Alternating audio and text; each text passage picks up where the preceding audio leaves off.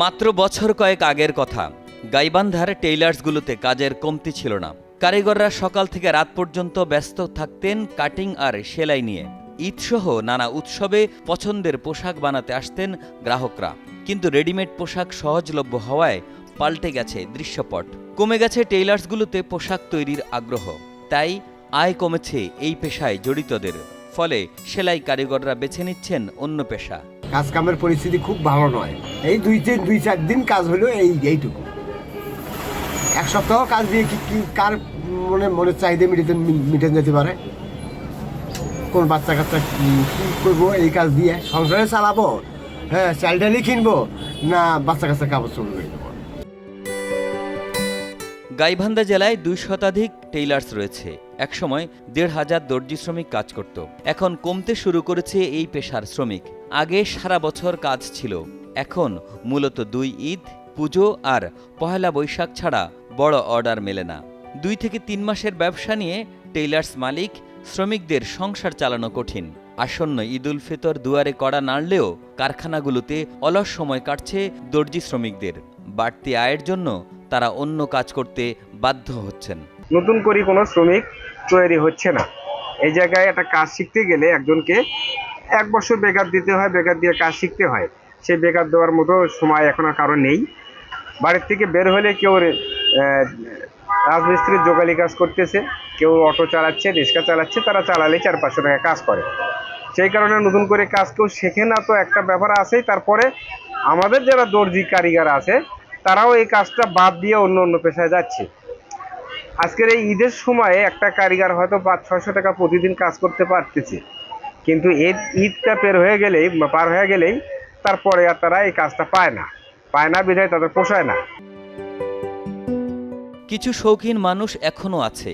নতুন কাপড় কিনে টেইলার্সে আসেন, বানিয়ে নেন পছন্দের জামা, শার্ট, প্যান্ট, পাঞ্জাবি। সুন্দর মাপ আর ভালো ফিটিংসের জন্য অনেক নারী এখনও পছন্দের টেইলার্সেই আসেন।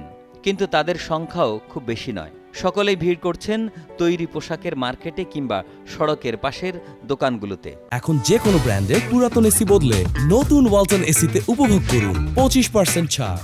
ভালো লাগতেছে না, হয়তো টাকাও গেল 100 বেশি। আমার ভালো লাগা দিলে বানানো জিনিস 100 টাকা বেশি গেলেও আমার ভালো লাগে, ওই জন্য আমি ছোট থেকেই বানাই। দেখা যায় আমাদের এখানে 500 টাকা কামাই করে 9টা-10টা বাজে। আর রাজমিস্ত্রির কাজ করতে গেলে 5টার সময় শেষ হয়ে যায়, ওরা 500 টাকা নিয়ে চলে যায়। বা একটা অটো দল চালায় 700 টাকা কামাই করে। গার্মেন্টসে গেলেও 20-22 হাজার টাকা বেতন পায়। এই জন্য আমাদের এই কাজ করি বর্তমান পোষায় দিচ্ছে না। এখন বর্তমান হলো মেটেরিয়ালের সব জিনিসের মালিকেরও পোষায় না এবং কারিগরেরও পোষায় না। আর রেডিমেড দেখা যাচ্ছে কম দামও পাওয়া যায়, আবার বেশি দামেরও আছে। উৎসব ছাড়া বছরের অন্য সময়গুলোতে সকলকে কাজ দেওয়াও যায় না। এভাবে চলতে থাকলে একদিন দর্জি শিল্প বিলুপ্তির পথে যাবে। এছাড়া টেইলার্স থাকলেও কারিগর পর্যাপ্ত নেই, এমনটাই জানালেন মালিকরা। কারিগর সংখ্যা কমতেছে। কারিগর সংখ্যা কমার কারণটা ঈদের সময়, তারপরে 2টা ঈদ, পূজার সময় যেটুকু কাজ হয় সারা বছর আপনার সেই তুলনায় কারিগর কাজ পায় না। আর যেটাও পায় সেটা দিয়ে তাদের সংসার চালানো খুব মুশকিল হয়। দেখা যায় যে একটা সাধারণ লেবার যে টাকাটা পায় আপনার 400-450 টাকা, আমাদের কারিগর এই টেইলার শ্রমিকগণ সেটা পায় না। 200 টাকা, 250 টাকা, 300 টাকা, এটা দিয়ে তাদের সংসার চলে না। এই কারণে নতুন কারিগর আপনার তৈরি হচ্ছে না, যে কারণে আমাদের টেইলার শিল্প বিলুপ্তির পথে যাচ্ছে।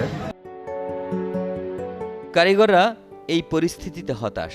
তারা অন্যের পোশাক বানিয়ে দিলেও হয়তো নিজের কিংবা পরিবারের সদস্যদের ঈদের নতুন পোশাক দিতে পারবেন না। গাইবান্ধা থেকে অমিতাভ দাস হিমুনের পাঠানো তথ্য ও ছবিতে ডেস্ক রিপোর্ট। একে আজাদ, কালের কণ্ঠ।